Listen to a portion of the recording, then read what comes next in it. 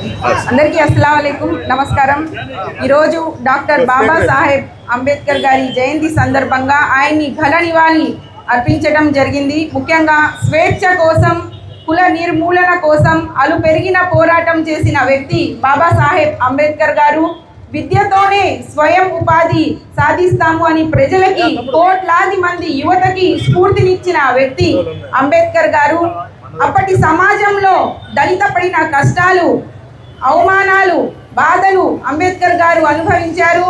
ఆయన పడిన కష్టాలు అవన్నీ ప్రజలు పడకూడదని దేశ చరిత్రలోనే పేదవారి కోసం, దళితుల కోసం అలు పెరగని పోరాటం చేసి క్యాస్ట్ అనే పదానికి లోతుగా ఆలోచించారు। క్యాస్ట్ దేనివల్ల మనం అవమానాలు పడుతున్నారు అని ఆలోచించి దానికి కారణమైన మనస్తుతి అని బహిరంగ తగలబెట్టిన వ్యక్తి బాబాసాహెబ్ అంబేద్కర్ గారని ఈ సందర్భంగా తెలియజేస్తున్నాను। ముఖ్యంగా బాబాసాహెబ్ అంబేద్కర్ గారు ఎన్నో కష్టాలు పడ్డారు। విద్య చదువుకోవడానికి క్లాస్ రూమ్కి వెళ్ళినా కూడా బయట నుంచోబెట్టేవారు। విద్య దీపాల కింద కూర్చొని చదువుకున్నారు। జ్యోతిరావు ఫులే గారి స్ఫూర్తిని తీసుకొని గ్రాడ్యుయేషన్ కంప్లీట్ చేసిన గొప్ప వ్యక్తి బాబాసాహెబ్ అంబేద్కర్ గారు।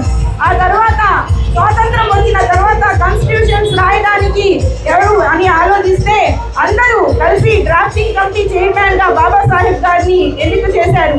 దాని తర్వాత 200 పుస్తకాలు చదివి అతి తక్కువ సమయంలోనే ప్రపంచంలో పెద్దదైన లిఖిత రాజ్యాంగాన్ని బాబాసాహెబ్ అంబేద్కర్ గారు రాయడం జరిగింది।